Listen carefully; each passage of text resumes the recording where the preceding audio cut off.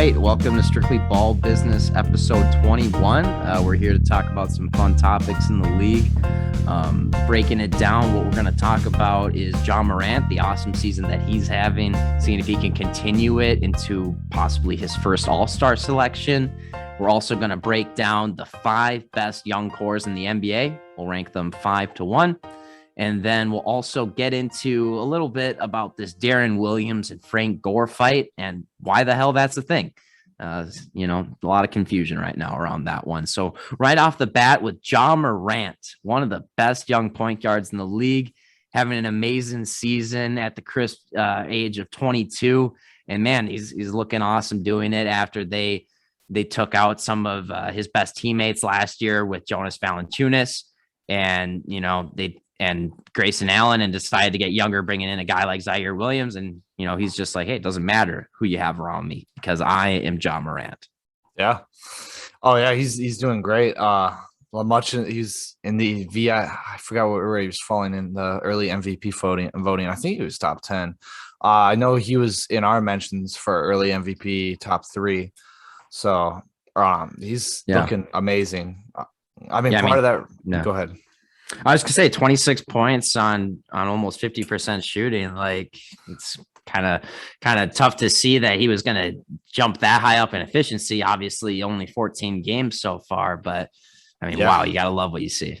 Yeah, let's jump into the stats. I got all my cliff notes here. So got the numbers. Obviously, so he went from a little over 19 points a game to 26 a game. I'm 26 and change. Now biggest reason he's taking 5 shots more a game. He's 20 shots a game. It's kind of a lot, actually. Like, when you look at offense, it's pretty loaded just on him. But he's doing it like with 40% better from the field, which is a huge jump. One more 3 a game, taking 1 more, but he's making 38% of them, which is 80% better than last year. And his free throw attempts, they're about the same, but they've increased by 50%. So now he's shooting 77 from the line, which just increasing all around. Yeah. 25.9 points per game as of today.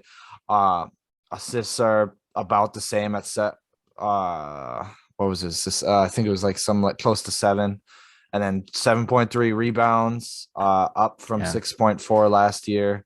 But he's had the same assists every year, but rebounds, he's up 2.5 even. And the 3-point, that's the big thing for me, up 8% on that. And AD. Now they've got to, actually worry about him out there. Whereas shooting 30% out there, it's like, you're going to shoot it every now and then just because you're trying to get better, but we ain't worried about it. Now 38%, it's like, fuck, this guy can score from all over all of a sudden. Yeah, because now that, so he can get space, but before he was able to get space, he's got all those ankle breakers we saw last year, but he wasn't he was only capitalizing on 31% of them. But now he's like, now it's making him pay for all those, that space given, which is even more dangerous. It opens it up even more because they're gonna have to jump him out. He can fake it, and then now he's got an easy drive, take the speed and dunk it on him. That's the type of potential that we're seeing, and it's the reality already in year 2. Yeah, and he went from a below average true shooting at 54, and now he's at 58%. With that volume, is even more volumes, like better shooting volume, better. It's just looking great. 69% around the basket, so he's just punishing. That's like Rudy Drummond type, efficiency around the basket. Not that Drummond's the most effective, but he is that's all he does. So right. No, it's like if you've got Drummond in the size of a player like Morant, it's like, well, that's interesting that he's finishing that well.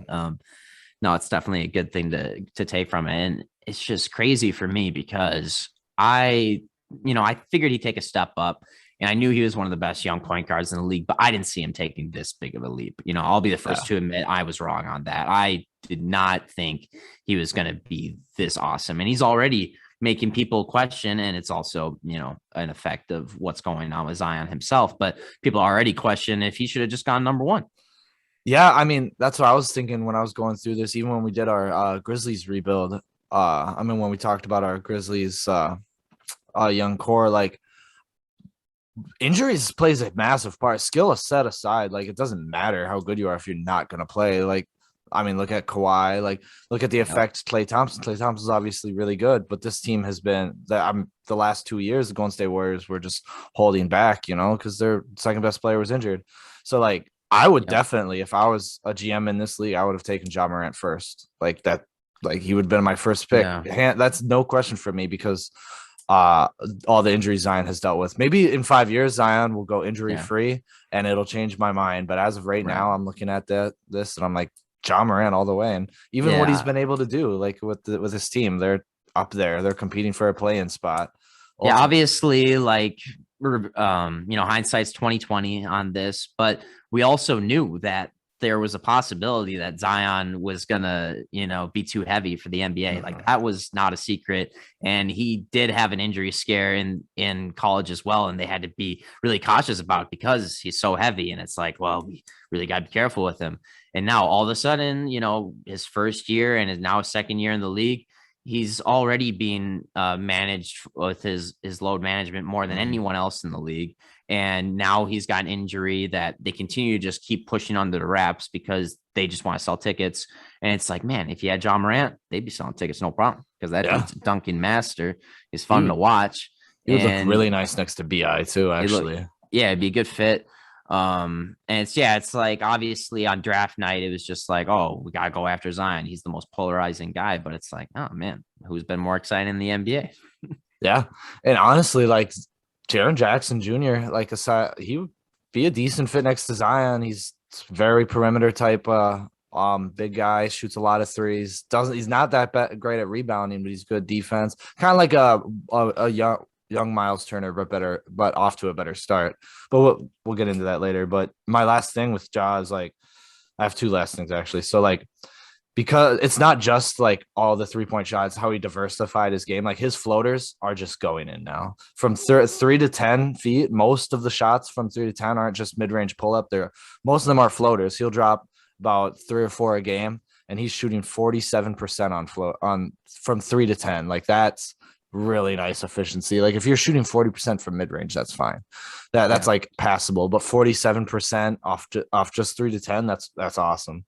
And he's not shooting many mid-range, which is also better to see. And it's just really helped out his game. It's not just like downhill speed now. It's like actually like craft. Like he can adjust, he can change what he needs to do. And I mean, he's always been a good passer, so it's just really opened up their offense. The only Yeah. thing is like he's never been that great of a defender. Probably doesn't have to be because he's nowhere near liability. Like he's a decent defender, maybe not decent, but passable. Like he's a Yeah. guy that you can fit into an offense, and definitely in the right system. If you have defensive players, it's going to be fine. Like nobody's going to worry about it. But I mean, he actually is a negative on that rating right now, only because the Grizzlies have the second worst defense in the league. Like I've said it a lot of times, like that defensive rating doesn't always show whether they're a good defensive player or not because of how, like, if the defense is bad, then they're going to have a bad defensive rating. And yeah, it could affect him, but also like they don't have that much defense aside from Jaren Jackson. And I mean, Adams is a fine defender and Brooks is all right, I guess. He's not a lockdown defender like people think. Like he like you watch some games and like you try it, but like a lot when you're watching games, a lot of players look like better defenders. It's just like how you defend in the NBA. Like you can get that hand up in the NBA. Like in pickup ball, if all you need is a hand up, like that's fine. Yeah. But within the NBA, like you gotta hands in front of the eyes, you gotta push them off their spot. There's all that balance like matters because if they're straight up, it's going in. Like that's it.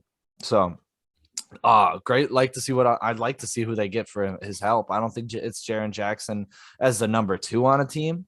I think I think he could be their starting power forward on a contending team maybe in 2 years, but I'd like to see who they put next to him. It's a great start for him. Yeah, no doubt.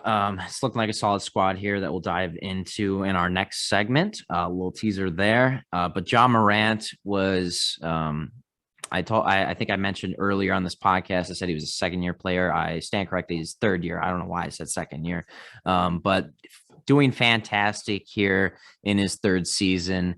And, he might get an all-star appearance here with other guys getting older and moving conferences. So definitely deserves it as of today, even with absolutely. the Grizzlies seeds. he would Yeah. be an all-star.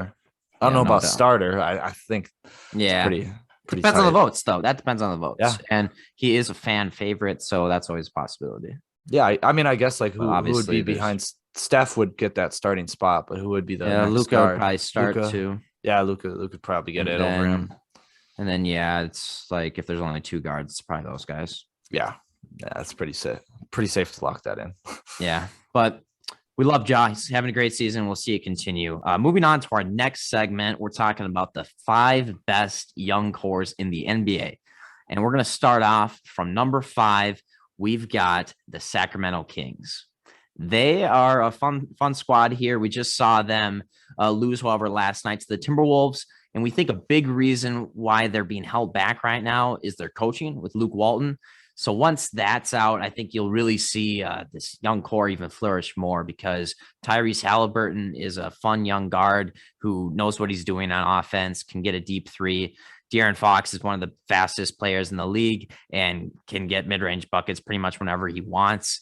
And they've also got guys like Rashawn Holmes and Davion Mitchell who look really promising. And those were all draft picks by the Sacramento Kings besides Rashawn Holmes.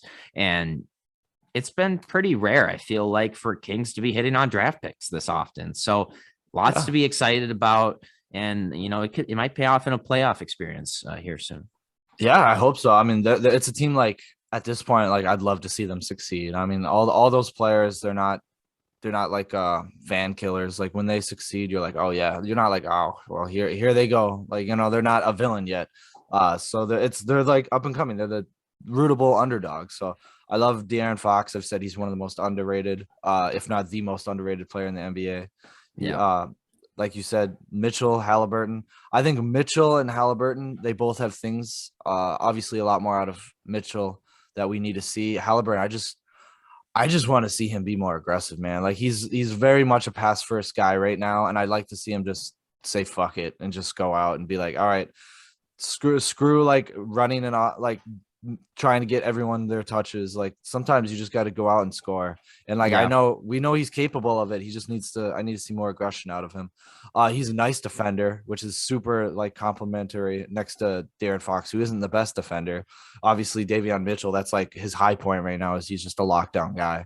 And Rashad Holmes fits their role nicely. Really what they're suffering from is, but I mean, Buddy Hield and Bagley, they're just not the right fit for this team.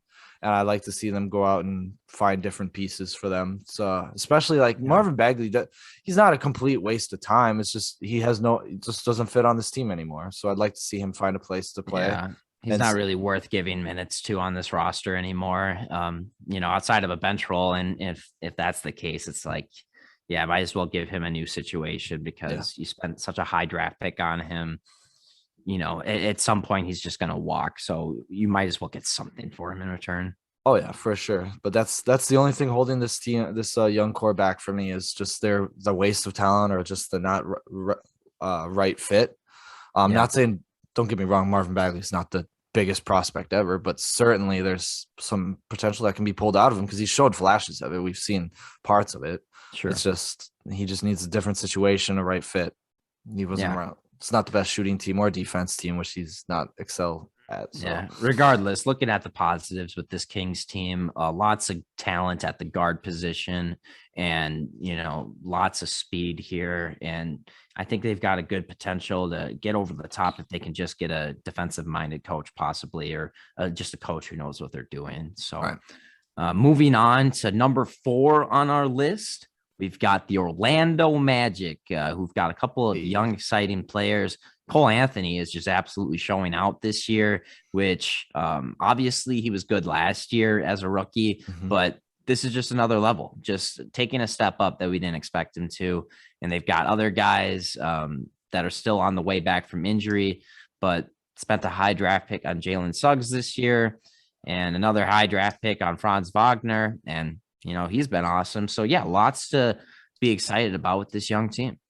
Yeah. I mean, a lot of people in the Magic community are kind of a little worried about Suggs. I'm not. I'm like, listen, he's shown enough. He's done enough. He's there defensively where we want him to be. But it's just offensively, we are hoping to see more from him. But I mean, he fits the timeline. He's it's not like he's a bust. He's still showing out. He's had a Yeah. few 20-point games. He's still averaging like 12 points a game, like 5 assists. Like he's doing what we need him to do. Like just give him time. We have the time. We're its Magic team. But Franz Wagner, biggest surprise, period, out of that draft class so far, you know. Yeah. Uh Obviously when Jonathan Isaac and Markel Fultz back, Jonathan Isaac's a defensive player of the year candidate when he comes back. Maybe not this year, but certainly with all that potential he's shown in the way he affects the defense of the Magic when he's in. Hmm. Uh it's that's there. Wendell Carter, Mo Bamba, we're seeing nice things from both of them. They're both doing really well. So it's Yeah. just a lot of pieces, a lot of things that are like a lot of bright spots for this team that I'd like to see them develop more. Cole's great. We did our own video about talking, just gushing about Cole Anthony and how great he is so far and how he's going to be a future superstar in this league. So give that a Yep. watch. But they're great. I can't say enough. I love the development. So it's a nice. I like where this rebuild is going. It's not like a wasted rebuild like they've had Hmm. before. Yeah, no, I agree. This should go somewhere promising for them. They're committing to the rebuild. They've got tons of young talent. You're just going to see who emerges from that pool, and I think you're going to have an exciting team here soon. But moving on to number 3, we've got another exciting team, but full of lots of turmoil. The Boston Celtics. They've got the two best players probably out of like all the teams on this list potentially with Jaylen Brown and Jason Tatum. And, it's just, it doesn't get much better than that with those guys. But outside of them, they've got Robert Williams. He's a solid player. Marcus Mhm. Smart. He's not so much a young player anymore. I guess he's not 30 yet, but Mhm. definitely feels like at some point they need to decide if they really want to keep him or not. I mean, they might need to trade him, but Yeah. regardless, couple of solid players on this team. They've got Peyton Pritchard too, and a new head coach with Ime Udoka. And obviously, with it being Boston, they're so polarizing. Everybody's wants them to be good, or like the people in Boston at least are going to be critical if they're not. So where do you stand with these guys? As obviously there are 3 young core team. Yeah. We obviously think they're very good. Yeah. I mean, you're right. These two are potentially the best on this list, best players on this list next to we've the ones we've talked about and the ones we're going to talk about. It's just what's holding them back is that primary playmaking. I mean, we've done our own review right before the season on how we think they were going to do. So, but they need to figure that out. I mean, they have a decent like this young core is propelled by their 2 stars, Jaylen Brown, uh, Jason Tatum, superstars already in this league. It's just they have that effect of they just need a primary playmaker at point guard. That's because they've both shown that when they had Kyrie, when they had Kemba, like they did really feed off that, and that's what showed into their development to go where they get to where they need to be. And now we're seeing them struggle. Like one will have a good night, the other one will have a bad night, and then flip it. Like with a primary point guard, we've seen that they can both come out and be superstars on the same floor at the same time. So I think that's Yeah. where they need. And they were hoping Pritchard could turn into something like that. And he showed a lot of flash. He's like that playmaking shooting guy that can come off the bench, but he's struggled this year. Romeo Langford was drafted as a shooter and he just never took off where they needed him to. Robert Williams, though, I mean, he's one of our favorite on this channel. Like you and I like love everything we see out of that guy. If he could just gain a respectable shot, I think he would be by far like a great candidate just to be on a starting center on a championship team with the right people around him because he's great at defense. He can, unlike many of the centers in this league, he can guard perimeter just fine. He's actually surprisingly can block a lot of 3-point shots just because the way he can close out. So he's one of our favorites on this, and can't wait to see Yeah. him develop more. And he's got that starting spot, and now he's just excelling. He's doing great. Yeah, he's a high energy guy, tons of fun to watch, and just eats up on the boards, especially offensively. And my biggest thing with this Boston Celtics team is that Jason Tatum just needs to be better. He's been pretty terrible this year in terms of efficiency. Like, that's just really what it comes down to. Jaylen Brown has had a couple of off games as well, and really both of them don't facilitate at all. So it's just ISO ball. You take your turn, I take my turn. Yeah. And you could argue maybe we need to break it up at some point then, but it's also like, yeah, they're both really fucking good too, and they can probably figure it out. They just need to be better team players, and I think they can figure it out. So Yeah. only time will tell on that one.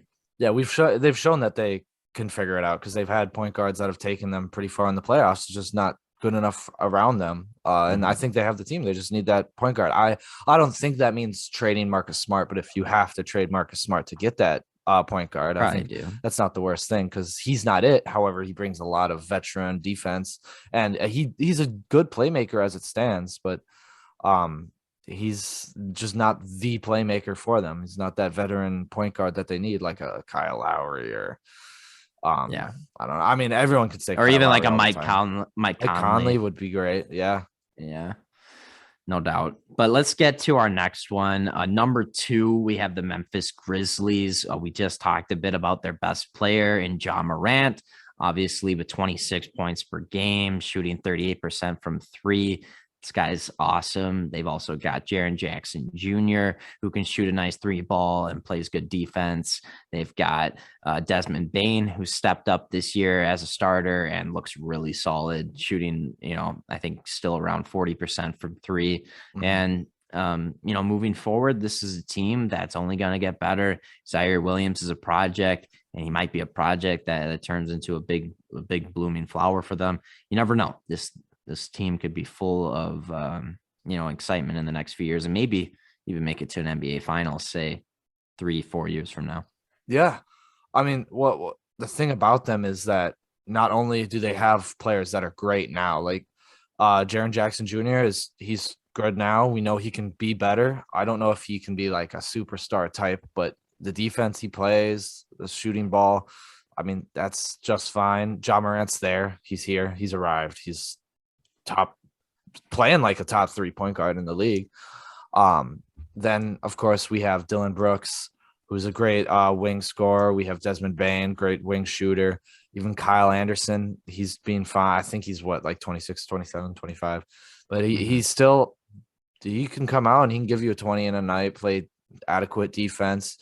And Brandon Clark, he hasn't gotten that many minutes. He's just kind of having an off year, but he's a great six man when he comes out and he plays with all that effort.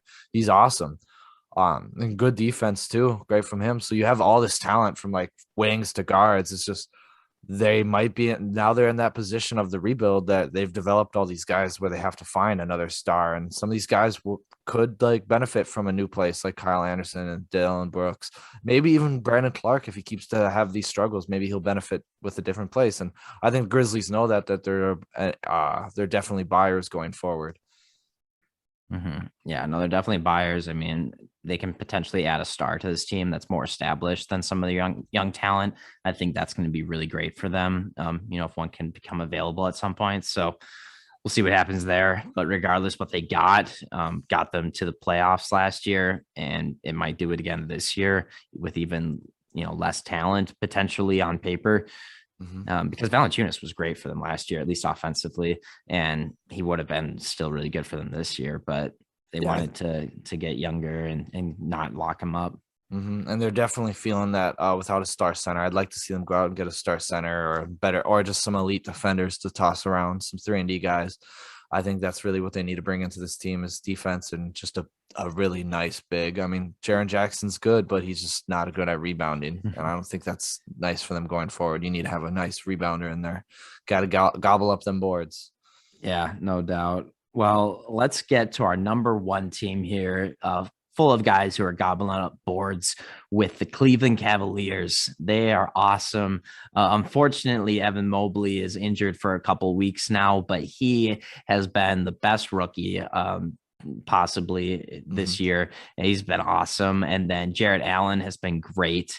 And we've also got Colin Sexton, who unfortunately is injured, but he's still an awesome player at his young age. And Darius Garland showing out potentially even better than Colin Sexton in a lot of people's eyes. So this is a team that a lot of people are excited about all of a sudden, where Cleveland usually is just like, the dungeon for players and the careers place where go to LeBron die played. there. Yeah, it's just the place where LeBron played. But otherwise it's where careers go to die. But not anymore, man. It'd be awesome to see them succeed without LeBron. Yeah, I mean, people they have definitely have a great young core. Darius Garland just keeps getting better every year. Playmaking's getting more crisp. It's getting better. We said all this in our young core rebuild recently, but Evan Mobley, great defense, especially for a rookie coming out like this. I mean, he's my second rookie of the year, but he's coming out and he's showing up. Jared Allen's doing everything he can. I mean, they have a 7 foot starting three, you know. Yeah. Laurie Markkinen's awesome. I mean, he's Laurie Markkinen and Colin Sexton, they can come out and score you 20. They're just a little more inconsistent. Colin Sexton inconsistent on the defensive side, and sometimes he has a bad shooting night, but he's like you said, he's injured and they're feeling that. Maybe he's not the best fit, but they've arrived. Like they're number one because they have this nice young core and they're getting better. They've shown the improvement. They've shown they can get wins, and that's more important than just having a bunch of young talent. So they've shown that they're ready to make these moves. They're ahead of their schedule. They've got all the talent in the world. They just have to develop a little bit more and move forward. Super Yeah. excited to see them. Yeah. Yeah, no doubt. And they got a guy like Isaac Okoro who could turn into something special, maybe as a good defender at the three. So they've been stockpiling picks for years, hoping that one of them could become a star one of these days. And they found that in Evan Mobley. They've already got the solid supporting cast around him. And it's just like, how great is that? Usually in the NBA, that's not how it works. Usually you get the star player and then you struggle to find help for him, you know? Mhm. Yeah. Like that's what a lot of teams usually end up doing. They're like, well, now all of a sudden we couldn't find him help. Now he's requesting a trade. It's like Evan Mobley, he won't ever request a trade because he'll make the playoffs a bunch of times in his early years because they got him help before he even got there himself. Yeah. I mean, how often do you draft a great I think Darius Garland's an all-star caliber or will turn into an all-star caliber, like much like the role Kyle Lowry plays, maybe not so much on defense, but more on shooting. But like the same type of impact, different skill set, but the same type of impact Kyle Lowry has always been. He's never been a superstar, but he's always been just a great piece to have. He's been in a multi-time all-star. I think Darius Garland will fit that, and Evan Mobley. Like I'm just saying, like how often do you draft a big, a star big and a star guard at the same time, right? Like Penny, Shaq.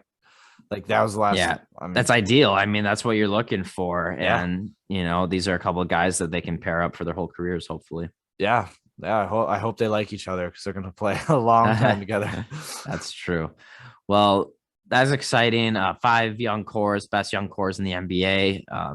Hope you guys tune into our in-depth videos for each team that we had in previous weeks. We're moving on to an interesting topic in the NBA. It's technically not even the NBA. It's a crossover of the NFL and the NBA becoming the boxing. Frank Gore versus Deron Williams. It makes no freaking sense, but sure, why not? Apparently, they both have always loved boxing. Deron Williams wrestled in high school and owns a MMA gym himself. And Frank Gore has always wanted to try boxing himself, but it's just kind of a weird headline to see. Deron Williams hasn't been in the league for 6 years, and now he's come back to do a boxing match. Yeah, I mean, I just hope it's not like Nate Robinson. I mean, really, like that's our only like NBA reference to boxing. I hope. I mean, he seems like super into it. He's not just doing it just to do it, as Nate Robinson had some reasons, but at least Deron, like you can see there's some passion in there. Like he's supposed to have a boxing match before COVID happened. Like it's not a reactionary thing. It seemed like he is something he's wanted to do for a while. Yeah. Wrestling. It's not a far jump from wrestling to boxing, and he did that all through high school, middle school.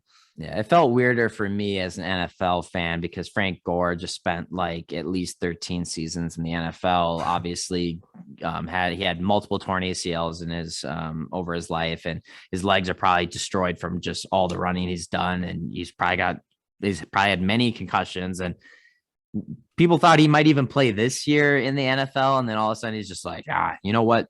I just really want to go do a boxing match. It's like, what? What do you mean? What do you mean you want to do a boxing match? Like imagine his PR guy or his manager or something was just like, what? What do you mean? What? Yeah. Don't you want to retire? Yeah. Like, dude, you're displaced. Yeah. That's the weird part for me is like Darren Williams. I was like, all right, this guy's just got to do something. Maybe he's out of money or whatever. But like, Yeah. because he's been displaced from the league that long enough. But Right. Gore, I was like, yeah, like you said, like it's been a year. like he must be really bad with money, man. Yeah, Or maybe he has the passion. I don't. yeah, I mean, it's like the celebrity boxing wave is weird. Yeah. It's like how many of these guys are doing it for the money, how many are just like, oh, I just want to go do a celebrity boxing match. But it's like, it's just weird how like that's what's the sport's become, and that's what's driving in viewers. No one talks about any of the other actual boxers. No one wants to see anyone with actual skill. They're just like, no, I want to watch these Who've two trained their retired whole guys I life. saw in former sports. Yeah.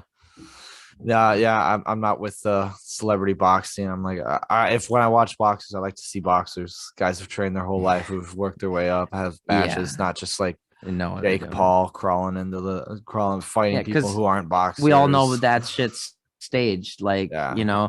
when Logan Paul went and fought Floyd Mayweather and he, was holding him like the whole time and he somehow never got knocked out. It was like, That didn't even this look shit's like a clearly boxing match. fixed. It's like, Yeah. this shit's clearly fixed. They just did this for the money and they definitely had a handshake agreement beforehand. Like, hey, I won't kill you. We're both going to walk out of here with money. Yeah. You'll be fine. We'll put on a little show. It's like, that's what it's become. The boxing's become WWE. It's a celebrity stunt, unfortunately. I mean, don't get me wrong, there's still some good boxing matches out there. There's a lot. It's just they're not taking center stage as they should. But yeah, and I don't know. I guess that's the consumer's fault, maybe, but who's the ones pumping it out there too? That's our fault, not theirs. They just sell what people buy. Yeah, I guess. But enough of that. On to the next week. We will talk some more fun times in the NBA, depending on what goes on here. Maybe it won't be fun times. I don't fucking know. Anything can happen. It's the NBA after all. I mean, all I know for certain is that Ben Simmons will just continue to not be traded, and we'll have more back and forth with that. But Kyrie won't play another game. He won't play another game. But those are as constant as death and taxes. Right. Yeah. We talked about these teams. You can always watch our videos again. We've talked about Cole Anthony. We've gone in depth on all these. So if you're curious about a little bit more, click the links in the videos. Yeah. And if you're still here, give us a subscribe. All right. Even if you're not still here. Yeah, even if you're not somehow still here, subscribe anyway. Let everyone know. All right. We'll see y'all next time. Thank you so much.